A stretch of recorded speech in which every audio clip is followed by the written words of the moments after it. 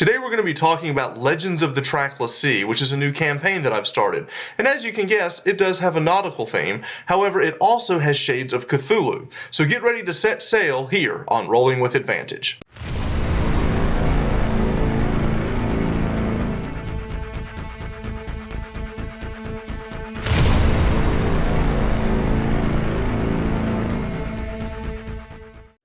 Set in Faerun, along the Sword Coast, Legends of the Trackless Sea is a West Marches-style campaign that we recently began in Braselton, Georgia at Meeple Madness. This nautical-themed island-hopping game can accommodate a lot of players at once, but no more than 6 at a time at the table. You see, this scenario allows us to jump players in and out of the game while following an overarching narrative. Each week, the 6 players that have arrived will become the away team or the landing party for that week. The overarching story will follow a crew as they try to stop a calamity that is befalling the Nilanther Isles. Our adventure begins in the city of Moran, which is a port city down in the southern tip of the Sword Coast. This city is a major trade hub and metropolis filled with all types of wonder and also skullduggery.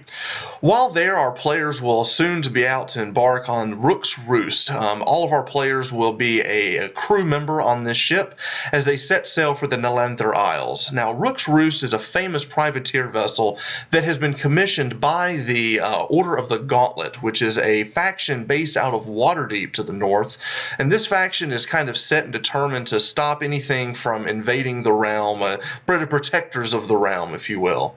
The captain of the ship is Captain Rook Bartley. She is a legendary captain with a lot of exploits that have been rumored throughout the lands that are pretty grand. She is a walking legend in her own time.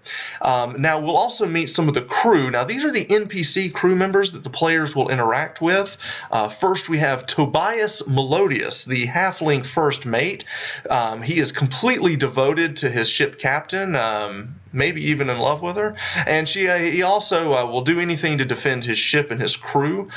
Tobias is definitely the one that you would go to talk to about any lore or anything that you would want to find out about, the Nilanther Isles or anything else. He is very well versed in all things to do with history and the arcane. We also have Ulfgar, the navigator, our dwarven navigator. He's the one with all the cartography and the navigator's tools and the maps. He is the one that knows where to go as to sail through these treacherous isles. We also meet Vola. Now, Vola is our bosun who is in charge of all the rigging and the sails. She's also the master at arms. Don't mess with Vola. She can probably arm wrestle the best of them, and also drink just about anybody under the table. Finally, we have Brina Boondiggle, the gnome provisioner and cook. She mainly works below decks, but if you ever want to find somebody to go talk to about maybe making a special brew or potion or a salve of some type, she would be the one to go and talk to.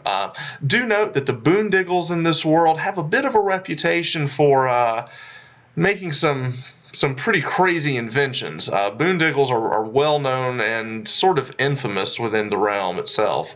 So Brina Boondiggle, definitely a fun character to interact with on our journeys. Now, that is just the tip of the iceberg for the NPCs for this campaign.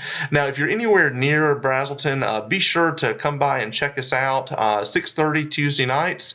Also, if you are not near and you just want to follow the campaign, we'll be doing more campaign diaries of this game as we get going.